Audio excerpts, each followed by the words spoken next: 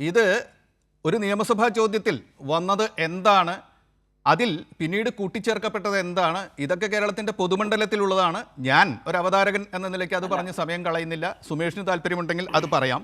ഇപ്പോൾ ചർച്ച എത്തി നിൽക്കുന്നത് ഈ തലയിലിടൽ വാദം. അതാണ് ഇപ്പോൾ നമ്മൾ ചർച്ച ചെയ്യുന്നത്. കഴിഞ്ഞ സർക്കാർ ഞങ്ങളുടെ തലയിലേക്ക് ഇട്ടിരിക്കുന്നു, മറ്റാരും ആരുടെയും തലയിലേക്ക് ഒന്നും ഇട്ടിട്ടില്ലേ എന്നൊരു വാദം ഉന്നയിച്ചും തലയിലേക്കിട്ടിരുന്ന ഒരു കാര്യവും ഞങ്ങൾ നടപ്പാക്കില്ല എന്നൊരു നിലപാട്, രാഷ്ട്രീയ നിലപാട്, ഭരണപരമായ നിലപാട് UDF-നുണ്ടോ എന്നും ഒരു ചോദ്യമാണ് ഞാൻ ഉന്നയിച്ചത്. അതിന് അദ്ദേഹം മറുപടി പറഞ്ഞോ ഇല്ലയോ എന്ന് ജനം വിലയിരുത്തട്ടെ. അതിനാണോ അദ്ദേഹം മറുപടി പറഞ്ഞത് എന്ന്. സുമേഷ്, താങ്കൾക്ക് ഇടപെട്ട് ഇപ്പോൾ പറയാനുള്ള കാര്യങ്ങൾ. അല്ല, ഞാൻ പെൻഷനുമായി ബന്ധപ്പെട്ട് NPC അത് ക്ലിയർ. അങ്ങയിലേക്ക് വരാം, അങ്ങയിലേക്ക് ഇനി വരാം. സുമേഷ്, ക്ലാരിറ്റി വരുത്തിയെന്നുള്ളൂ. ഇതിലിപ്പോൾ ഇവർ സമൂഹത്തെ പൊതുവിൽ തെറ്റിദ്ധരിപ്പിക്കാനാണ് UDF എന്ന നിലയിൽ അവർ പ്രധാനമായും ശ്രമിക്കുന്നത്. ഇവിടെ 10 വർഷക്കാലം ഭരിച്ചില്ലേ, നിങ്ങളെങ്ങനെയാണ് അവസാനമായിട്ട് ഇങ്ങനെ പ്രഖ്യാപിക്കുക എന്ന് പറയുന്നതിൻ്റെ ചോദ്യത്തിൻ്റെ യുക്തി എന്താ? ഒരു ഗവൺമെൻറ് ആ ഗവൺമെൻറ്റിൻ്റെ ഭരണകാലയളവിൽ വിവിധ സ്കീമുകൾ പ്രഖ്യാപിച്ചിട്ടുണ്ട്. ആ വിവിധ സ്കീം കേരളത്തിൽ തന്നെ LDF സർക്കാർ ക്ഷേമ പെൻഷൻ 2000 രൂപയായിട്ട് വർദ്ധിപ്പിക്കുന്നുണ്ട്. ആശാ വർക്കർമാർ, അംഗൻവാടി ടീച്ചർമാരുടെ ഇവരുടെ എല്ലാം ലഭിക്കുന്ന ആനുകൂല്യങ്ങൾ പഞ്ചായത്ത് ഇലക്ഷന് മുന്നേ ഗവൺമെൻറ് വർദ്ധിപ്പിച്ചിട്ടുണ്ട്. നിങ്ങളിപ്പോൾ ബഹുമാനായ അഡ്വക്കേറ്റ് AM രോഹിത് കേരളത്തിൻ്റെ ഒരു ഭരണചരിത്രം എടുത്ത് പരിശോധിച്ച് നോക്ക്. കേരളത്തിൽ ആരാ ഏറ്റവും കൂടുതൽ ക്ഷേമ പദ്ധതികൾ നടപ്പിലാക്കി അത് കൃത്യമായിട്ട് കൊടുക്കുകയും ചെയ്ത്? കേരളത്തിലെ ഇടതുപക്ഷ ജനാധിപത്യ മുന്നണി ഗവൺമെൻറ്റാണ്. ആ കൊടുത്ത ആനുകൂല്യങ്ങളെയും റീപ്രൊഡക്റ്റീവ് അല്ല എന്ന് കേരളത്തിൻ്റെ ഒരു മുഖ്യമന്ത്രി അന്ന് നയനാരുടെ ഗവൺമെൻറ് കർഷക തൊഴിലാളികൾക്ക് പെൻഷൻ കൊടുക്കാൻ ആരംഭിച്ചപ്പോൾ ശക്തമായിട്ട് വിമർശിക്കുകയും വലിയ പ്രതിഷേധം ഉയർത്തുകയും ചെയ്തതാണ്. ഞങ്ങൾ ഈ വെൽഫെയർ സ്കീം ഏറ്റവും ശക്തമായിട്ട് നടപ്പിലാക്കി. ഉമ്മൻചാണ്ടിയുടെ ഗവൺമെൻറ്റിൻ്റെ കാലത്ത് വിവിധ ഘട്ടങ്ങളിൽ 18 മാസത്തെ കുടിശ്ശിക ഉണ്ടായിരുന്നു. അതാർക്കും അറിഞ്ഞുകൂടാതെ ഏറ്റവും അവസാനത്തെ ഒരു കണക്കെടുത്തിട്ടാണ് നിങ്ങൾ പറയുന്നത്. 600 രൂപ ഉണ്ടായിരുന്നു, ആകെ 100 രൂപയാണ് വർദ്ധിപ്പിച്ചത്. ആ വിവിധ ഘട്ടങ്ങളിൽ ഉയർന്നു വന്ന വിമർശനമാണ് അതിൻ്റെ ഭാഗമായിട്ട് ഏറ്റവും അവസാനം അതിൻ്റെ ഭാഗമായിട്ട് കൊടുത്ത ഒരു മറുപടിയാണ്, ഇലക്ഷനെ അടുപ്പിച്ച് കൊടുത്ത ഒരു മറുപടി എടുത്തിട്ടാണ് നിങ്ങൾ പറയുന്നത്. ഞങ്ങൾ സൂചിപ്പിക്കുന്ന കാര്യം എന്താ? ഞങ്ങൾ ഒരു ഗവൺമെൻറ് തുടർച്ചയാണ്. ഈ സ്കീം പ്രഖ്യാപിക്കുന്ന ഘട്ടത്തിൽ നിങ്ങൾ രാഷ്ട്രീയമായിട്ട് പറഞ്ഞത് ഇത് കൊടുക്കാൻ ഉദ്ദേശിക്കുന്നതല്ല, ഇത് വെറുതെ പറയുന്നതാണ്. ഫെബ്രുവരി മാസം തന്നെ ഈ 1000 രൂപ വെച്ച് കൊടുക്കാൻ ആരംഭിച്ചു. നിങ്ങൾ പറഞ്ഞോ ഈ ലിസ്റ്റ് ഫോളോ ആകും, ഇത് ശരിയായ ലിസ്റ്റല്ല, ഇത് കൊടുക്കുന്നത് ശരിയല്ല എന്ന് തെരഞ്ഞെടുപ്പിൻ്റെ ഏതെങ്കിലും ഘട്ടത്തിൽ ബഹുമാന്യനായ രോഹിതിൻ്റെ പാർട്ടി പറഞ്ഞോ? ഞങ്ങൾ അധികാരത്തിൽ വന്നാൽ ഇത് പുനഃപരിശോധിക്കും, ഇത് കൊടുക്കില്ല എന്ന് നിങ്ങൾ പറഞ്ഞോ? നിങ്ങളിപ്പോൾ ജയിച്ചതിന് ശേഷം എടുക്കുന്ന ഒരു സ്റ്റാൻഡല്ലേ അത്? അതെന്ത് മര്യാദയാണ്? നിങ്ങൾ ഇലക്ഷൻ്റെ ഭാഗമായിട്ട് അങ്ങനെ ഒരു വർത്തമാനം നിങ്ങൾ പറഞ്ഞില്ല.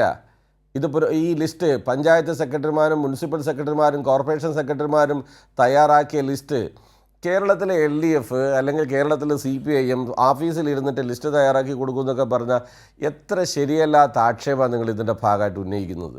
നിങ്ങൾ പറയുന്നതിൻ്റെ അടിസ്ഥാനം എന്താ? നിങ്ങളിപ്പോൾ വലിയ നിലയിൽ കൊട്ടിഘോഷിക്കുന്നു സ്ത്രീകൾ യാത്ര ചെയ്യുന്നതിന് ഞങ്ങളെതിരല്ല. നിങ്ങൾ പറഞ്ഞാൽ എന്താ? ഇലക്ഷനിൽ ഞങ്ങളുടെയൊക്കെ വീട്ടിൽ UDF പ്രവർത്തകർ വന്നില്ലേ? ഞങ്ങളും എന്താ പറഞ്ഞത്? ഇന്ദിരാ ഗ്യാരണ്ടിയുടെ കാർഡ് കാണിച്ചിട്ട് പറഞ്ഞത് നിങ്ങൾക്ക് എവിടെ വേണമെങ്കിലും പോവാം, ബസ്സിൽ കയറിയാൽ മതി. ഓർഡിനറി ബസ് എന്ന് പറഞ്ഞിരുന്നോ? നിങ്ങൾ എന്തെല്ലാം ഇപ്പോൾ ചെയ്തിരിക്കുന്നത്? നിങ്ങൾ ഏതെല്ലാം ബസ്സിലാണ് ഇപ്പോൾ യാത്ര അനുവദിച്ചിരിക്കുന്ന? ഏതെല്ലാം ബസ്സിലാണ്? എത്ര കിലോമീറ്ററാണ്? നിങ്ങൾ ഇലക്ഷൻ്റെ സമയത്ത് പറഞ്ഞാൽ എന്താ? ഞങ്ങൾ ആ പദ്ധതിക്കെതിരല്ല, സ്ത്രീകൾക്ക് സൗജന്യമായി യാത്ര ചെയ്യാൻ പറ്റുന്നു പദ്ധതികൾക്ക് ഞങ്ങളെതിരല്ല. നിങ്ങൾ എന്തിനാണ് ഇരട്ടത്താപ്പ് മുന്നോട്ട് വയ്ക്കുന്നത്? നിങ്ങൾ ഇപ്പോൾ എല്ലാ ബസ്സിലും കയറി സ്ത്രീകൾക്ക് യാത്ര ചെയ്യാൻ പറ്റുമോ? എല്ലാ ബസ്സിലും കയറി സ്ത്രീകൾക്ക് യാത്ര ചെയ്യാൻ പറ്റുന്നതാ? ഞങ്ങൾ ആശാ വർക്കർമാരുടെ 21,000 രൂപയായിട്ട് പ്രഖ്യാപിച്ചോ? ക്ഷേമ പെൻഷൻ 3000 പ്രഖ്യാപിച്ചോ? ഞങ്ങളെ വിമർശിക്കല്ലേ? ഞങ്ങളെയാണല്ലോ നിങ്ങൾ വിമർശിക്കുന്നത്.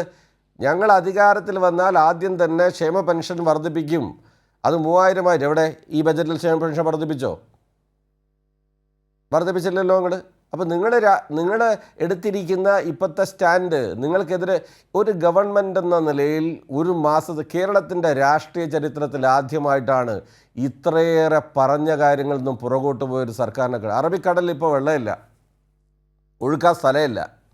ഞങ്ങൾ അധികാരത്തിൽ വന്നാൽ PM ശ്രീ എവിടെ? നിങ്ങളല്ലേ ഇപ്പോൾ അധികാരത്തിലിരിക്കുന്നത്. കേരളത്തിൽ മുഴുവൻ നിങ്ങളെല്ലാവരും പ്രസംഗിച്ചല്ലോ, ഞങ്ങൾ അധികാരത്തിൽ വന്നാൽ PM ശ്രീ. ഇപ്പോൾ നിങ്ങളല്ലേ അധികാരത്തിലിരിക്കും. നിങ്ങളെന്താ അതിൽ നിങ്ങളുടെ സ്റ്റാൻഡ് എന്താ?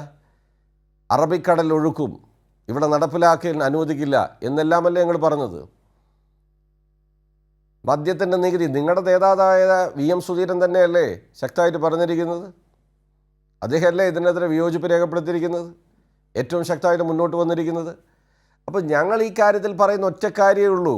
സ്ത്രീകളെ സമൂഹത്തിലെ ഏറ്റവും സാധാരണക്കാരായ വിവിധ സ്കീമാണ് ഞങ്ങളുടെ ഗവൺമെൻറ് പ്രഖ്യാപിച്ചത്. അതിൻ്റെ അന്ന് നിലനിന്ന നിങ്ങൾ അനുഭവിക്കാൻ പോകുന്നതേ ഉള്ളൂ. രാജ്യത്തിൻ്റെ ഗവൺമെൻറ് സ്വീകരിക്കുന്ന അപകടകരമായ ഫിനാൻഷ്യൽ ഫെഡറലിസത്തിൻ്റെ ഒരു പ്രശ്നം ഞങ്ങൾ സൂചിപ്പിച്ചിരുന്നു. നേരത്തെ ഞങ്ങൾ പറഞ്ഞിരുന്നു, ഞങ്ങൾ CPM ആണ് ഭരിക്കുന്നത് എന്നതുകൊണ്ട് നിങ്ങളിപ്പോൾ ചിരിക്കരുത്. നാളെ കേന്ദ്ര ഗവൺമെൻറ് എടുക്കാൻ പോകുന്ന നിലപാട്, ആ നിലപാടിനെ ആശ്രയിച്ച് രാജ്യത്തിൻ്റെ സാമ്പത്തിക സ്ഥിതി സ്റ്റേറ്റ് ഗവൺമെൻറ്റുകളോട് സ്വീകരിക്കുന്ന സമീപനം ഞങ്ങളുടെ വലിയ നിലയിൽ മുറുക്കി. ഞങ്ങൾ അതിനെതിരെ ശക്തമായ നിലപാടുകൾ സ്വീകരിച്ചു. ആ സ്വീകരിച്ചതിൻ്റെ ഭാഗമായിട്ട് ചില പ്രയാസങ്ങൾ ഞങ്ങൾക്ക് ആ ഘട്ടത്തിൽ അനുഭവിക്കേണ്ടി വന്നു. അതിൻ്റെ ഭാഗമായിട്ട് ചില പദ്ധതികൾ നീണ്ടുപോകുന്ന സാഹചര്യങ്ങളുണ്ടായി. ബഹുമാനനായ ശ്രീ ഡോക്ടർ പ്രേംകുമാർ ഇവിടെ പറഞ്ഞു, എന്താ ഇതിൻ്റെ പ്രശ്നം എന്നറിയോ? ഞങ്ങൾക്ക് ആളുകളെ കബളിപ്പിച്ച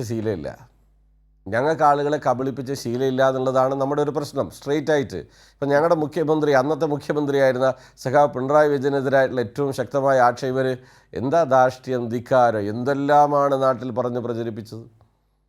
ഇപ്പം നിങ്ങൾ തന്നെ ഇപ്പോൾ ഓരോരോ ഞാനത് ആവർത്തിക്കുന്നില്ല. എന്താ സമൂഹത്തിൽ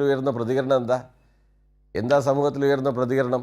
സ്ട്രെയിറ്റ് ആയിട്ട് സത്യസന്ധമായിട്ട് ഓരോ ആളുടെ ശീലം ഉണ്ടാവില്ലേ, അവരാ നിലയിൽ പ്രതികരിക്കും, അല്ലെങ്കിൽ വർത്തമാനം പറയും. ആ വർത്തമാനം പറഞ്ഞതിനെ എല്ലാം ആക്ഷേപിച്ച് അപമാനിച്ച് ഇപ്പോഴീ ജനങ്ങളെ മുഴുവൻ വഞ്ചിക്കുകയാണ്. വോട്ട് ചെയ്ത് അധികാരത്തിലേറി വന്നപ്പോൾ നേരത്തെ അങ്ങ് പറഞ്ഞ പോലെ ജനങ്ങളോട് മറ്റൊരു നയം സ്വീകരിക്കുന്നു. അതിൻ്റെ ഭാഗമായിട്ടാണ് സ്ത്രീ സുരക്ഷാ പദ്ധതിയിൽ നിന്ന് വിഡ്രോ ചെയ്യുന്നതിൻ്റെ ഒരു ലക്ഷണമാണ് ഇന്ന് കേരളത്തിൽ പ്രകടമാകുന്നത്. അതുകൊണ്ടാണ് ഞങ്ങൾ ശക്തമായിട്ട് ഈ വിമർശനം ഇതിൻ്റെ ഭാഗമായിട്ട് ഉന്നയിച്ചത്. ഇടതുപക്ഷത്തിൻ്റെ ഒരു പ്രശ്നം ഇതാണ്, ഞങ്ങൾക്ക് ഈ ആളുകളെ കബളിപ്പിക്കാൻ അറിഞ്ഞുകൂടാന്നുള്ളൊരു പ്രശ്നമുണ്ട്. സ്ട്രെയിറ്റ് ആയിട്ട് വർത്തമാനം പറഞ്ഞു പോകുന്നു എന്നുള്ളൊരു കാര്യം ഞങ്ങൾ അഭിമുഖീകരിക്കുന്നുണ്ട്. ഇനിയിപ്പോൾ ഈ പറഞ്ഞ പോലെ ആളുകളെ ഈ മോഹവലയത്തിൽപ്പെട്ട് വഞ്ചിക്കുക എന്നൊരു നില നമ്മൾ സ്വീകരിക്കേണ്ടി വരുന്ന നിലയിൽ നമുക്ക് മാറാൻ പറ്റില്ലല്ലോ. നമ്മുടെ രാഷ്ട്രീയവും ഞങ്ങളുടെ നിലപാടും കാര്യങ്ങളും സ്ട്രെയിറ്റ് ആയിട്ട് പറഞ്ഞു പോകും. എല്ലാ സ്ത്രീകളും കയറിക്കുമെന്ന് പറയാം, കയറാനായപ്പോൾ പറയാം ഇല്ല, അങ്ങനെ എല്ലാ ബസ്സിലും കയറാൻ പറ്റില്ല, കയറാൻ പറ്റുന്ന ചില ബസ്സുണ്ടെന്ന് പറയാം. ഇതൊന്നും ഞങ്ങൾക്ക് പറഞ്ഞ് ശീലമില്ലാത്ത കാര്യമാണ്. പക്ഷേ വൈകാതെ ഞാൻ ഒരു കാര്യം കൂടി പറഞ്ഞ് അവസാനിപ്പിക്കാം. കേരളത്തിൻ്റെ ഞങ്ങൾ പോലും ഈ സഭ ആരംഭിക്കുമ്പോൾ ഇത്ര ശക്തമായിട്ടുള്ള ഒരു പ്രതിഷേധം ഉയർന്നു വരുന്ന ഞങ്ങളാരും കരുതിയില്ല. ഇപ്പം നിങ്ങൾ നോക്ക്, കേരളത്തിൻ്റെ ഒരു പൊതുസമൂഹത്തിലുള്ള അന്തരീക്ഷം എന്താ? ആകെ സത്യപ്രതിജ്ഞ ചെയ്ത് ഒരു മാസമാവുന്ന ഗവൺമെൻറ്റിനെതിരെ UDFനകത്ത് തന്നെ ശക്തമായിട്ടുള്ള വികാരം, കേരളത്തിൻ്റെ പൊതുസമൂഹത്തിലും ശക്തമായ വികാരം ഉയർന്നു വരുന്നു. ബെല്ലിലേക്ക് ഇറങ്ങേണ്ടി വരുന്നു ഞങ്ങൾ പോലും കരുതിയിട്ടില്ലല്ലോ. ഒരു നിയമസഭയുടെ തുടക്കമല്ലേ, ഒരു അത്യാവശ്യം കാര്യങ്ങൾ വിമർശിച്ച് പറഞ്ഞൊരു ഗവൺമെൻറ്റിൻ്റെ ഹണിമൂൺ പീരീഡ്, അവിടെ കാര്യങ്ങൾ പറഞ്ഞു പോകാമെന്നുള്ള നിലയാണ് നമ്മൾ സ്വീകരിച്ചത്. പക്ഷേ പ്രശ്നം എന്താ? VM സുധീരൻ, KC വേണുഗോപാൽ, ഉത്തരവാദിത്തപ്പെട്ട കോൺഗ്രസിൻ്റെ ഒരുപാട് നേതാക്കന്മാർ, ഇവരുടെ മന്ത്രിസഭയിലുള്ള മന്ത്രിമാരെ തന്നെ പരസ്പരമായി കോർഡിനേഷൻ ഇല്ലാതെ സംസാരിക്കുന്ന നിലയിലേക്ക് ഒരു അവസാന നാളിലെത്തി നിൽക്കുന്ന ഒരു ഗവൺമെൻറ്റിൻ്റെ പ്രതീതിയാണ് ആദ്യ മാസം തന്നെ ഉണ്ടാക്കാൻ കഴിഞ്ഞത്. ഇതാണ് കേരളത്തിൽ ഇപ്പോൾ ഉയർന്നുകൊണ്ടിരിക്കുന്ന ഒരു പൊതു അന്തരീക്ഷം. ഇതാണ് ഈ പറഞ്ഞ കാര്യങ്ങളെ സംബന്ധിച്ച് വസ്തുതാപരമായിട്ടുള്ള കാര്യമല്ല പറഞ്ഞത് എന്നാണ് സൂചിപ്പിക്കാൻ.